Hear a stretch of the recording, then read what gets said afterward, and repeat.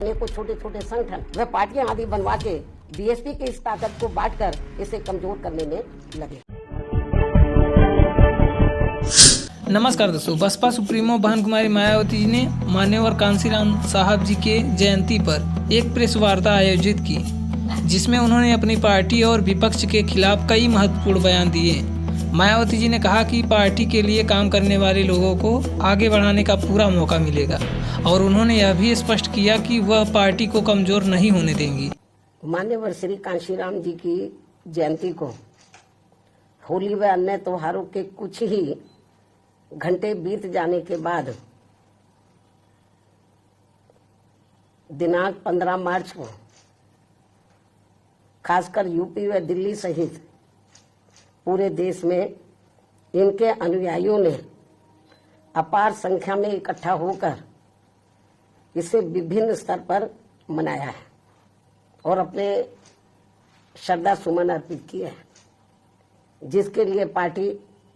उनकी अति आभारी है। बहन मायावती जी ने आगे कहा कि पार्टी के मामले में रिश्ते नाते आड़े नहीं आएंगे और जातिवादी पार्टियों पर निशाना साधते हुए उन्होंने कहा कि जातिवादी पार्टियां बसपा को कमजोर करने में लगी हैं, लेकिन मैं उनकी साजिशों को सफल नहीं होने दूंगी। अपनी पार्टी को हर स्तर पर मजबूत बनाने का तथा उनकी एकमात्र उत्तराधिकारी व पार्टी की राष्ट्रीय अध्यक्ष का अपने पूरे तन मन धन से साथ देने का जो संकल्प लिया है, तो उसने पार्टी को मजबूती देने के लिए मेरे हिम्मत व हौसले को कई गुना और ज्यादा बढ़ा दिया है, जिसे मैं अभी तक की तरह आगे भी अपने जीते जी अपने व्यक्तिगत तथा भाई बहन व रिश्ते नातों आदि के स्वार्थ में कभी भी कमजोर नहीं पड़ने दूंगी। वैसे भी मेरे भाई बहन व अन्य रिश्ते नाते आदि मेरे लिए केवल बहुजन समाज का ही एक अंग है, उसके सिवाय कुछ भी नहीं है। बहुजन समाज के जो भी लोग अपनी पूरी ईमानदारी व निष्ठा से कार्य करते हैं, तो उन्हें पार्टी में जरूर आगे बढ़ने का मौका दिया जाएगा।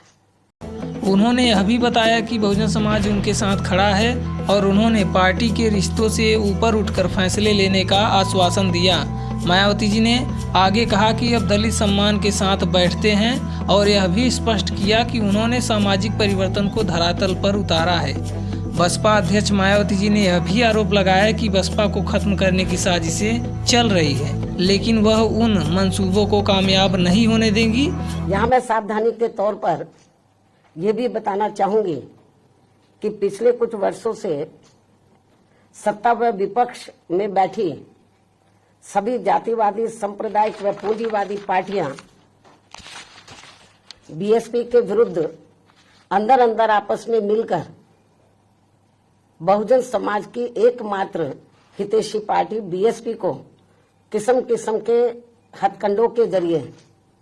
इसे कमजोर करने की पूरी कोशिश में लगी है,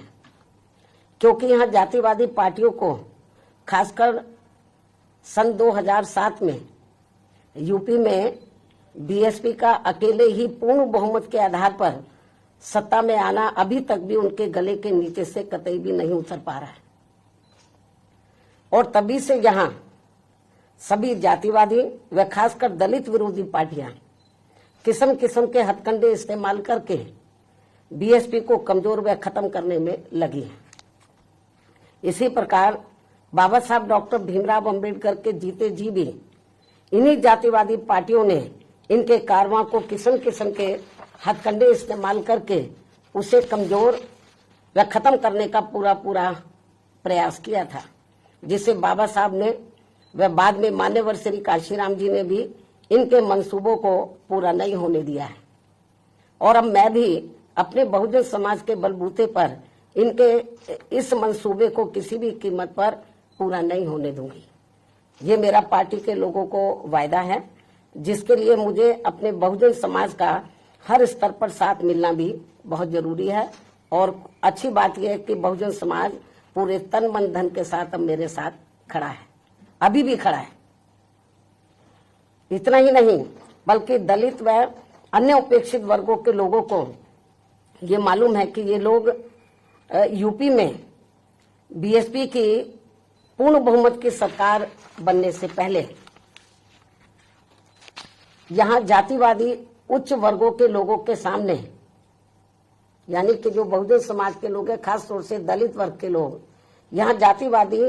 उच्च वर्गों के लोगों के सामने ना तो चारपाई पर बैठ सकते थे और ना ही उनके बराबर की कुर्सी पर भी बैठने की हिम्मत जुटा सकते थे।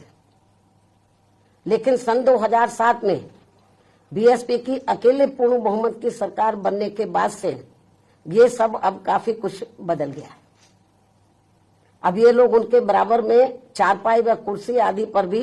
पूरे सम्मान के साथ बैठ सकते हैं। ये जो बहुजन समाज के लोग हैं, यही है वास्तव में यहाँ सही सामाजिक परिवर्तन, जिसे मेरे नेतृत्व में बनी बीएसपी की सरकार ने लाया है। लोग सामाजिक परिवर्तन की बहुत बात करते हैं, लेकिन उसको धरातल पे कभी उतारते नहीं हैं। लेकिन मेरे नेतृत्व में सन 2007 में जब अकेले पूर्ण बहुमत की सरकार बनी, तो इसे मैंने धरातल पे उतारा है, जिससे यहाँ यूपी में हमारे संतों, गुरुओं व महापुरुषों का काफी हद तक सपना साकार हुआ है, जिसकी वास्तव में पूरी देन मान्यवर श्री कांशीराम जी की है। और ये सब यहाँ समाज में परिवर्तन लाने के मामले में इतिहास के पन्नों में जरूर लिखा जाएगा। इसके साथ ही बीएसपी की सरकार ने ही यहाँ यूपी में इन वर्गों के लोगों को, यानी कि बहुजन समाज के लोगों को काफी हद तक अपने पैरों पर खड़ा किया है। अपने संतों, गुरुओं व महापुरुषों को भी विभिन्न स्तर पर पूरा आदर सम्मान दिया गया है, जिसे लोग कभी भी नहीं भुला पाएंगे। लेकिन ये सब यहाँ सभी जातिवादी पार्टियों के गले के नीचे से अभी तक भी नहीं उतर पा रहा है।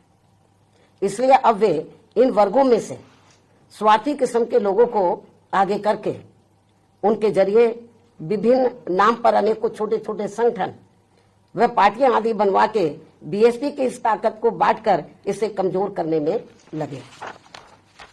जिनसे बहुजन समाज के लोग जरूर सचेत रहे। यही समय की मांग है और यही पार्टी व मूवमेंट के हित में इनका सही कदम भी होगा, यदि हमारे लोग सचेत रहते हैं। इसके अलावा यहाँ मैं ये भी कहना चाहूंगी कि देश के प्रधानमंत्री बीच बीच में